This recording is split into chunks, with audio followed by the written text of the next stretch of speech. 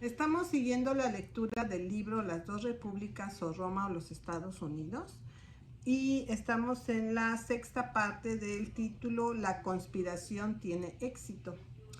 El idioma en el que Abraham Lincoln caracterizó el cargo de presidente del Tribunal Supremo en la decisión de Dred Scott y de Stephen Douglas en su defensa es el lenguaje más apropiado para la posición de la Suprema Corte en esta decisión de nación cristiana, porque aquí las dos decisiones son perfectamente paralelas. Las palabras de Lincoln son como sigue.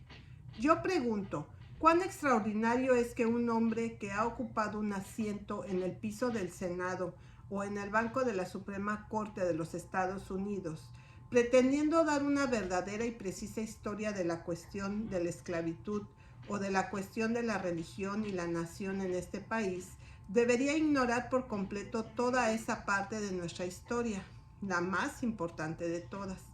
No es un espectáculo extraordinario que un hombre se ponga de pie y pida confianza en sus declaraciones, quien se propone, como lo hace con partes de la historia, pedir a la gente que crea que es una verdadera representación justa, cuando la parte principal, la característica de control de toda la historia, se suprime cuidadosamente. Y ahora le pide a la comunidad que crea que los hombres de la revolución estaban a favor de su gran principio, cuando tenemos la historia desnuda que ellos mismos trataron con este mismo tema de su gran principio y repudió por completo su principio actuando sobre un terreno precisamente contrario. Es tan descarado y absurdo como si en un enjuiciamiento el abogado se presenta ante un jurado y les pide que condenen a A como el asesino de B, mientras que B se encuentra de pie vivo ante ellos. Pero el tribunal no se detiene ni siquiera aquí. Habiendo establecido la religión cristiana para todo el pueblo, resolvió todas las pertenencias a la misma como dentro del significado de la Constitución. El tribunal cita y sanciona la declaración de la Corte Suprema de Pensilvania que el cristianismo o cristianismo general es y siempre ha sido parte del derecho consuetudinario. Y luego procede a sancionar también la doctrina que es una blasfemia hablar o actuar con desprecio de la religión profesada por casi toda la comunidad. Esto se hace citando la decisión pagana del canciller Kent, el gran comentarista del derecho estadounidense, hablando como presidente del Tribunal Supremo de Nueva York, que asume que somos un pueblo cristiano. Aquí está el idioma de la corte que dice así. Si bien, debido al reconocimiento general de esta verdad, la pregunta rara vez se ha presentado a los tribunales. Sin embargo, encontramos que en el caso de Open Graph contra la mancomunidad se decidió que el cristianismo o el cristianismo en general es y siempre ha sido parte del derecho consuetudinario de Pensilvania. No el cristianismo como una iglesia establecida, diezmos y atrios espirituales, pero cristianismo con libertad de conciencia a todos los hombres. En el caso de The People contra Ruggles, el canciller Kent, el gran comentarista del derecho estadounidense, hablando como presidente del Tribunal Supremo de Nueva York, dijo: el pueblo de este estado, en común con el pueblo de este país, profesan las doctrinas generales del cristianismo como regla de su fe y práctica, y escandalizar al autor de estas doctrinas no es solo, en un punto de vista religioso, extremadamente impío, pero incluso en lo que respecta a las obligaciones debidas a la sociedad, es una flagrante violación de la decencia y el buen orden. El disfrute libre, igualitario y sin interrupciones de la opinión religiosa, sea lo que sea, y discusiones libres y decentes sobre cualquier asunto de religión, se concede y se asegura, sino injuriar con malicia y blasfemia el desprecio, la religión profesada por casi toda la comunidad, es un abuso de ese derecho. Tampoco estamos limitados por ninguna expresión en la Constitución, como algunos han supuesto extrañadamente, o no castigar en absoluto, o para castigar indiscriminadamente los ataques similares a la religión de Mahoma o del Gran Lama.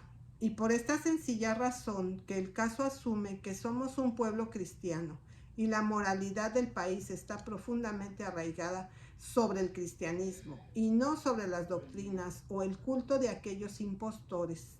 En el célebre caso de Vidal contra Guardaderos de Girard, este tribunal al tiempo sostiene la voluntad del señor Girard con su disposición para la creación de un colegio en el que a ningún ministro debería permitírsele entrar, observó.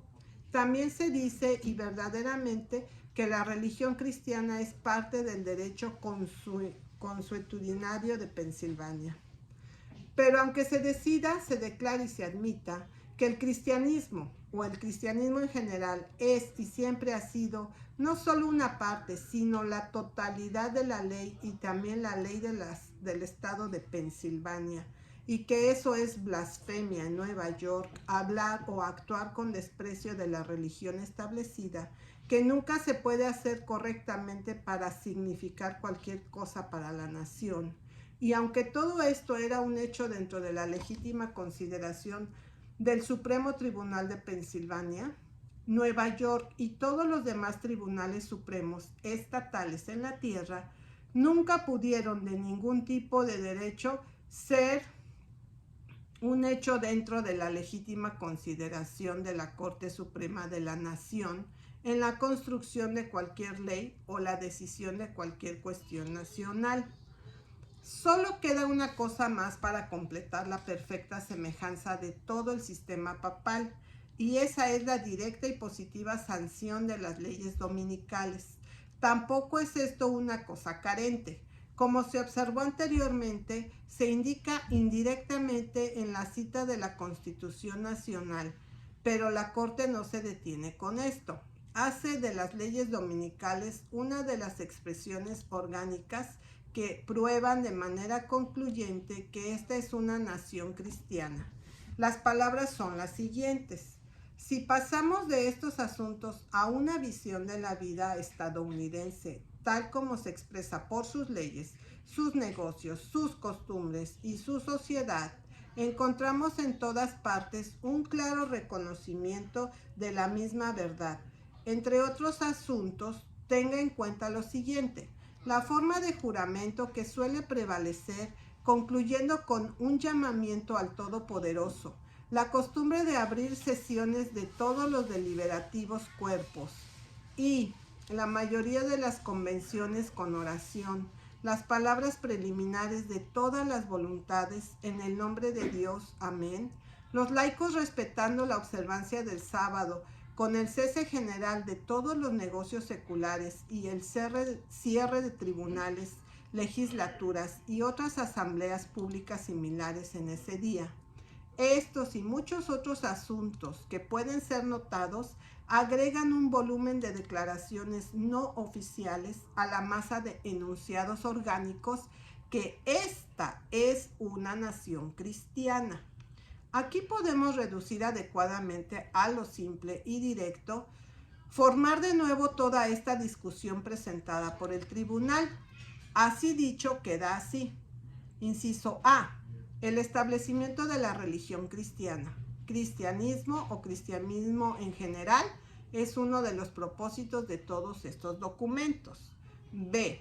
Incluso la Constitución de los Estados Unidos contiene en la primera enmienda una declaración común a todo esto, porque hay un lenguaje universal que impregna el tema a todos, teniendo un significado. Afirman y reafirman que esta es una nación religiosa. Son enunciados orgánicos, hablan la voz del pueblo. C. En consecuencia, esta es una nación cristiana y por tanto la decisión concluye. La interpretación de este estatuto invocada no puede aceptarse como correcta. Es un caso en el que se presentó un mal definido, en vista de lo cual la legislatura utilizó términos generales con el propósito de alcanzar todas las fases de ese mal. y a partir de entonces, inesperadamente, se desarrolla que el lenguaje general así empleado es lo suficientemente amplio para llegar a los casos y actos que toda la vida del país afirman no pudieron haber sido legislados intencionalmente en contra. Es deber de los tribunales en esas circunstancias decir que, por muy amplio que sea el lenguaje del estatuto, que el estatuto puede ser, el acto, aunque dentro de la letra, no está dentro de la intención de la legislatura y por lo tanto no puede estar dentro del estatuto. La sentencia se revocará y el caso se remitirá para más procedimiento de conformidad con este dictamen. De acuerdo con esta opinión, entonces recapitulamos y vea lo que ha hecho la religión cristiana, es decir, cristianismo o cristianismo en general, es legalmente reconocida y declarada religión establecida de esta nación y que en consecuencia esta es una nación cristiana. Con esto también, en un lenguaje más o menos enfático, se justifica por el sentido de la Constitución de los Estados Unidos. 1. El mantenimiento de la disciplina de las iglesias por el poder civil. 2. El requerimiento del juramento religioso. 3. El requisito de los religiosos es probar el juramento como calificación para un cargo. 4. Impuestos públicos por el apoyo de religión y profesores de religión. 5. El requisito de una creencia en la Trinidad y la inspiración de las Sagradas Escrituras del Antiguo y Nuevo Testamento. 6. La culpa de blasfemia sobre todo aquel que habla o actúa en desprecio de la religión establecida. Y 7. Leyes para la observancia del domingo con el cese general de todo negocio secular. Todo esto se declara por decisión unánime de la Suprema Corte de los Estados Unidos para hacer el significado de la Constitución de los Estados Unidos. Y lo que la Corte Suprema dice que el significado de la Constitución es, ese es su significado. Y esa es la ley hasta que se revoque la decisión.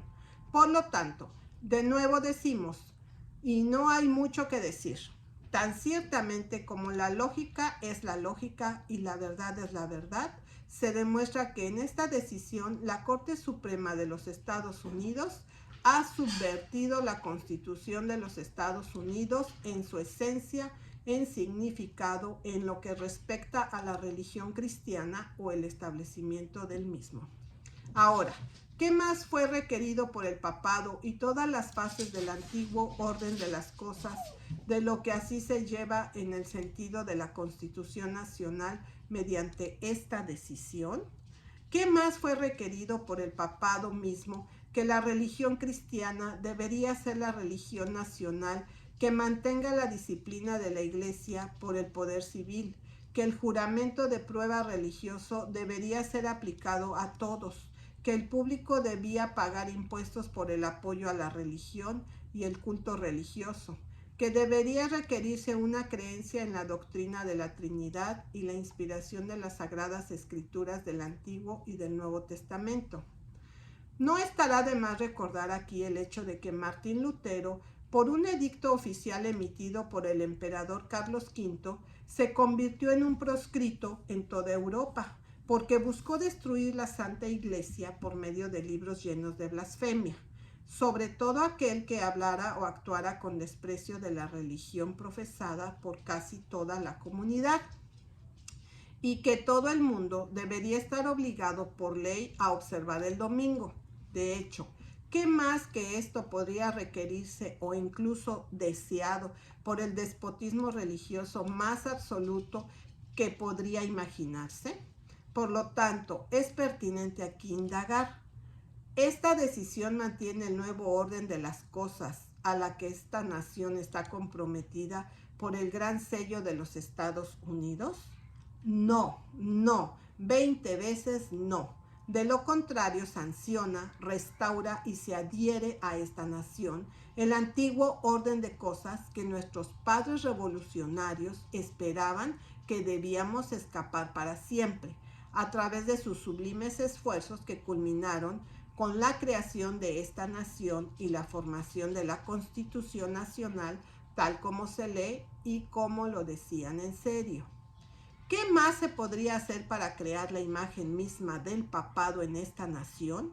En el principio de las cosas que se ha hecho en esta decisión, en principio decimos, no es supositivo, por supuesto, porque la decisión en sí misma sobre este punto no tiene la fuerza de un estatuto que pueda ser hecho de inmediato obligatorio para todos por el Poder Ejecutivo de la Nación, pero sí sanciona y justifica de antemano cualquier y cada invasión que el poder religioso pueda hacer sobre la ley civil y cada pieza de legislación que el Congreso podría promulgar sobre el tema de la religión o las observancias religiosas.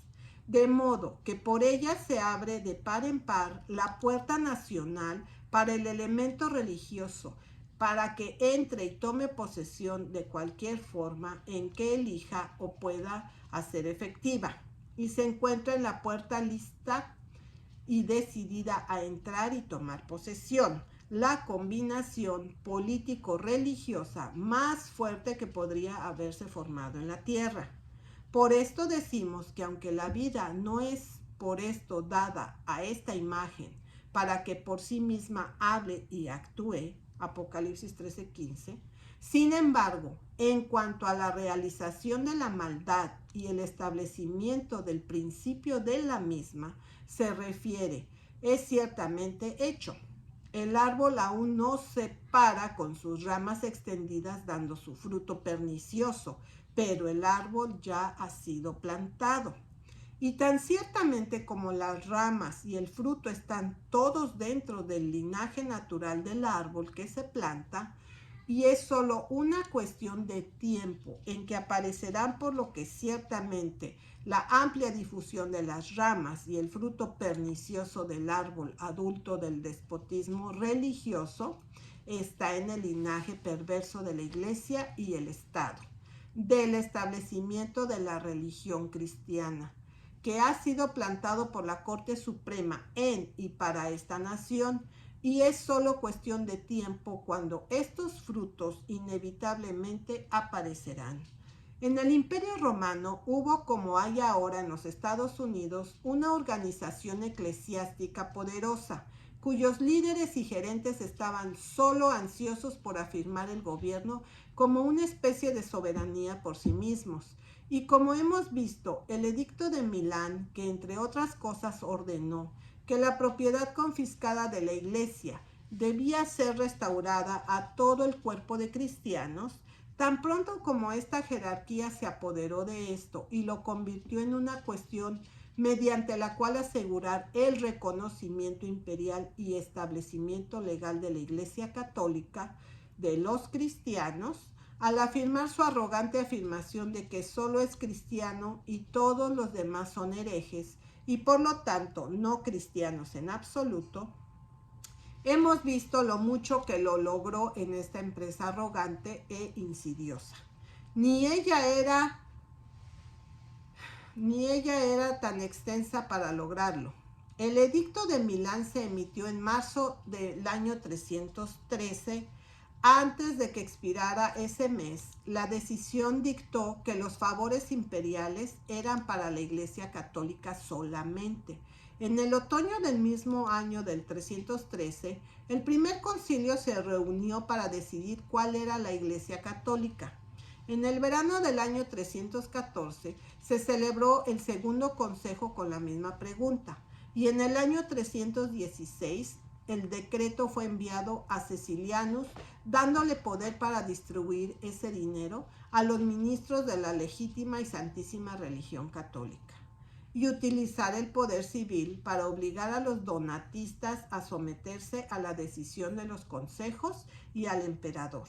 El Edicto de Milán de marzo del año 313 nombró a todo el cuerpo de los cristianos como beneficiarios, sin ninguna calificación o cualquier designación sectaria. Antes de la expiración de ese mes, las disposiciones del edicto se limitaron a la Iglesia Católica de los cristianos solamente. En el otoño del mismo año, cuando el emperador escribió al obispo de Roma, nombrando el primer concilio, definió el establecimiento de la Iglesia como la Santa Iglesia Católica. El verano siguiente, año 314, cuando convocó al segundo consejo, se refirió a la doctrina de la Iglesia Católica como encarnación de la más sagrada religión. Y cuando se decidió qué partido representaba esta religión santísima, luego, en el año 316, su carta y la comisión a Cecilianus lo definió como la legítima y santísima religión católica. Tampoco esto fue todo. Mientras esto sucedía, también, alrededor del año 314, se emitió el primer edicto a favor del domingo, aunque se mezcló con viernes. Se ordenó que en viernes y domingo ningún asunto judicial o de otro tipo debería ser tramitado, pero que Dios debía ser servido con oraciones y súplicas. Y en el año 321, la observancia del viernes fue quitada y el domingo solo fue exaltado por el famoso domingo de descanso de la ley de Constantino, todo en apoyo de la ambición de los eclesiásticos para afirmar el gobierno como una especie de soberanía para sí mismos. En el año 323, por la ayuda oficiosa y directa de la Iglesia Católica, Constantino logró, al derrotar a Licinio, convertirse en el único emperador. Esto no se logró antes de que se asegurara la libertad religiosa a los cristianos por el Edicto de Milán, como las disposiciones del mismo edicto que restauran la propiedad confiscada a los cristianos, fue por un edicto público y expreso limitado solo a los católicos. Así, en menos de 11 años desde la emisión del Edicto de Milán, la Iglesia Católica se mantuvo en plena y exclusiva posesión de la autoridad del imperio, tanto en los derechos de propiedad y el derecho al culto, bajo la profesión del cristianismo, y con una comisión específica y directa para usar ese poder y autoridad para obligar a la sumisión de herejes.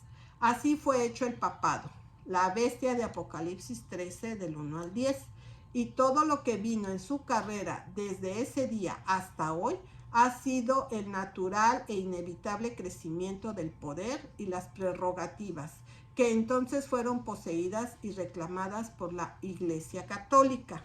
Y todo vino por el Edicto de Milán, que otorgó al gobierno favores a los cristianos.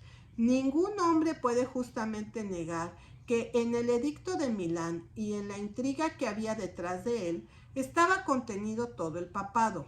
Ningún hombre puede negar con éxito que el Edicto de Milán, aunque parece bastante inocente en su rostro, contenía todo el papado, o que las cosas que surgieron en los 10 años hasta el año 323 que hemos esbozado fueron cualquier otra cosa que el desarrollo lógico e inevitable del mal que yacía envuelto en eso.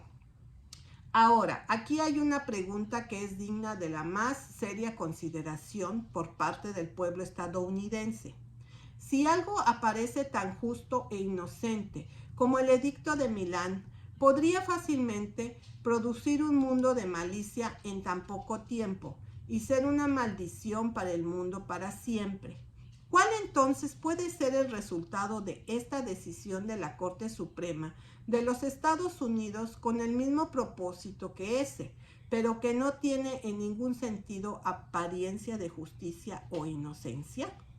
Detrás de esta decisión de nación cristiana se esconde una arrogante intromisión de la organización eclesiástica, solo ansiosa de afirmar al gobierno como una especie de soberanía para ellos mismos, y listo para empujar los argumentos y la conclusión de la decisión hasta el máximo límite de su lógica, como ciertamente ya hacía lo mismo detrás del Edicto de Milán, listo y decidido a llevarlo al límite más lejano posible en su propio favor. Y tan ciertamente como la situación aquí es lo mismo que estaba allí, por lo que ciertamente será el mismo curso en principio y en práctica, ser erguidos aquí como allí, y así que ciertamente los malos resultados que surgieron de eso volverán a aparecer ante el país y ante el mundo. Viejas controversias que aparentemente han estado silenciadas durante mucho tiempo. El tiempo revivirá y surgirán nuevas controversias. Lo nuevo y lo viejo se mezclarán y esto sucederá bien pronto. Y cuando lo hagan, entonces con prestigio nacional y el poder político y eclesiástico y la preferencia, los premios a disputar, toda la amargura e intensidad de las viejas controversias revivirán y se manifestarán e incluso intensificadas. Conmoción, contienda, violencia, persecución y todos los acompañamientos malignos de una religión establecida afligirá e incluso arruinará a la nación. Así como en la antigüedad, lo mismo afligió y finalmente arruinó al Imperio Romano. Es por eso que Jefferson, Madison y sus despiertos asociados en Virginia se opusieron tan fuerte y persistentemente al movimiento para establecer la religión cristiana. En ese estado, por esto preguntaron de manera pertinente y enérgica: ¿quién no ve que la misma autoridad que puede establecer el cristianismo, con exclusión de todas las demás religiones, puede establecer con la misma facilidad cualquier secta particular de cristianos en exclusión de todas las demás sectas? Por eso denunciaron ese proyecto de ley como una señal de persecución, como diferir de la Inquisición solo en grado, y como el primer paso en la carrera de intolerancia, en la que la Inquisición es el último paso.